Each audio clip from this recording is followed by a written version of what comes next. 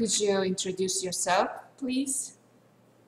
Yeah, so my name is Lola and I am one of the co-founders of the Change for Animals Foundation and programs director for our anti-dog meat campaigns in Asia. So I've been working on the dog meat issue for about 5 years now in Thailand, Vietnam and the Philippines, but my main focus has always been South Korea. I first went to Korea in 2011. Dogs have always been my best friends and I've always felt passionately about them. And when I first started to hear about the dog meat trade, I kind of believed that it couldn't really be as bad as everyone was making it out to be. I couldn't really believe that dogs were being betrayed this way. So at the time I was working for the World Society for the Protection of Animals and I took over their anti-dog meat campaign in Korea. So the first step was to go and see it for myself and see what was really going on there, to make sure that everything we always reported was truthful and accurate. So the first morning I was there, I went to South Korea's largest dog meat market, and it was as bad as I had anticipated it to be. It was just rows and rows of cages of dogs. There were also chickens and goats and other animals. And what always struck me was the way the dogs kind of looked out from their cages. And despite everything I knew they had already been through, whenever you approached a cage, the dogs would always come forward, submissively kind of wanting to touch you and still craving that human contact. So, like I always said, my fate was sealed that day as much as it was for those poor dogs that I left behind. And I whispered a promise to one of the dogs that I would never forget them and that I would never give up the fight until the dog meat industry ended, which is why I'm still here in 2015. There are a lot of countries in Asia, like such as Vietnam, Indonesia, China, Korea, who practice dog meat trade. Do you notice anything different between Korea and other countries? I suppose the obvious difference, or perhaps the biggest difference, is South Korea is the only country in the world known to have established these mass intensive dog farms to produce enough dogs to supply the demand for dog meat. So I would say that is where South Korea is unique, in that the dogs aren't really being stolen from the streets like we see in other places like in Vietnam and China. And so what that means is that these dogs, from the minute they're born on these farms until they're taken to the markets or slaughterhouses or restaurants, just live a state of absolute, well, they're treated as with no regard for their sentience whatsoever. And so it really is a life of misery from birth until death.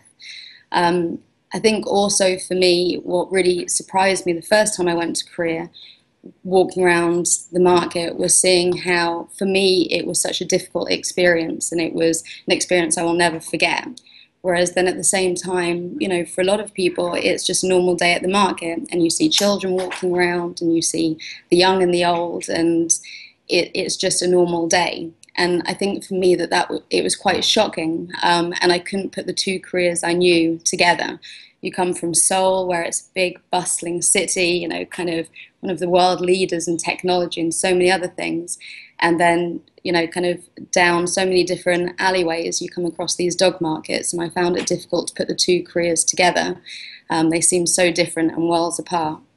Culturally and economically, Korea has big influences on other neighboring countries in Asia, like a lot of countries.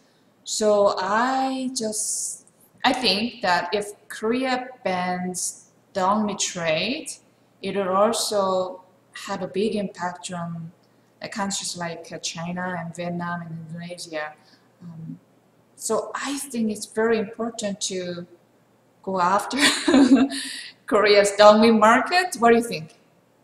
I absolutely agree. I mean, South Korea is a hugely influential country with very strong partners internationally. And no country in the world has ever legalized or properly regulated the dog meat industry. And strangely enough, Korea is the country that's come closest to doing that.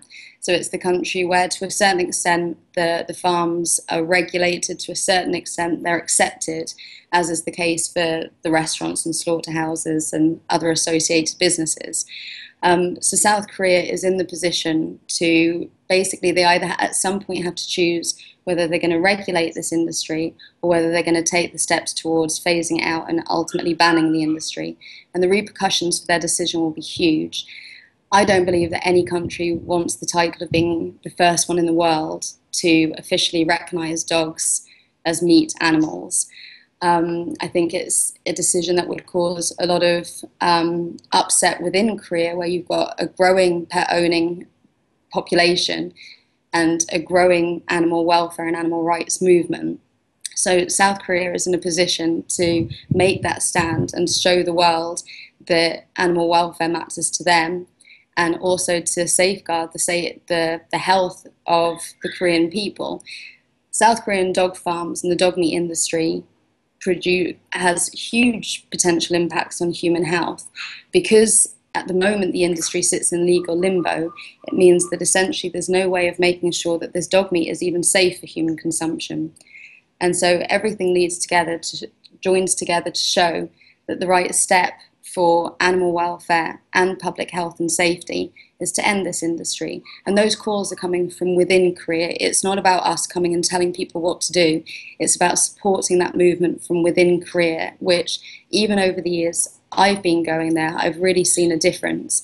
And what I've also really has become apparent to me when you meet those involved in the industry, there's no pride, there's no cultural defense when you actually speak to the dog farmers. It's a business, and it's been their way of making a livelihood for many, many years. And we recognize that and we respect that, which is why we're trying to help to make these transitions, to show that change is not only possible, but it's sustainable and it's economically viable.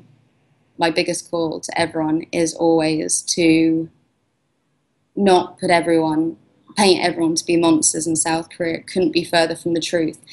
And even those who work in the industry, they're making a living, and this is something that has been allowed to go on for a very long time. And so we need to understand that and take that into consideration with the way that we work. And so I would just urge everyone to support those in any way they can in a positive way. I think this is a great interview. Thank you, EK.